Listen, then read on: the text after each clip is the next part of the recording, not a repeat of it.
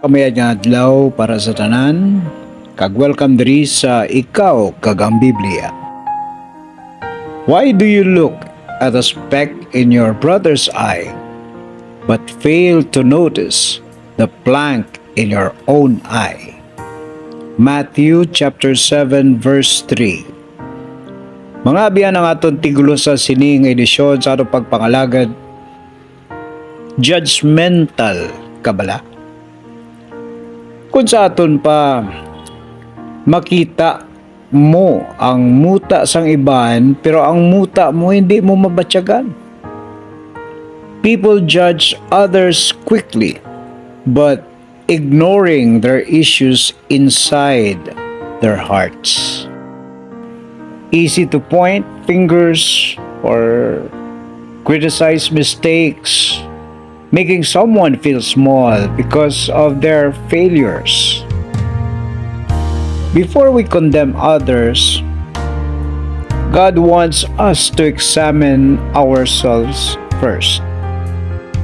Amuni kon binuslan na sang judgment ang love, sang pride ang compassion. Pero klaro suno sa Biblia, gintawag kita sang Dios para mag-restore kag hindi mag-destroy. Encourage and not humiliate. To pray for the lost kag hindi pagtabugon sila palayo. I feel sad to say that sometimes that people we criticize ang mayara man nga ginapakigbatuan nga mga gira nga hindi naton makita. Ang mga masakit nga tinaga nagapadalom pagid sang pilas sang ilang mga balatsyagon. Pero ang kayuhan makapaayo sa mga nabuong nga mga kalag. Jesus came to the world not to condemn the world but to save it through His love, grace, mercy, and truth.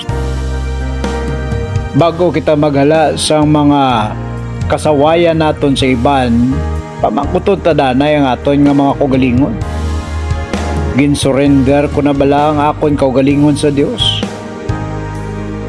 Nagapahayag bala ako sang grasya sa iban kasubong sang gusto ko nga grasya nga ihatag sang Dios sa akon. Puno na sang mga judgmental ang kalibutan. Hindi ta na pagdugangan. It is time to be someone who shows mercy.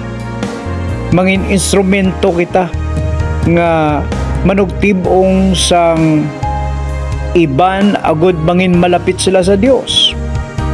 Reach for the lost with love and not condemnation. Amen.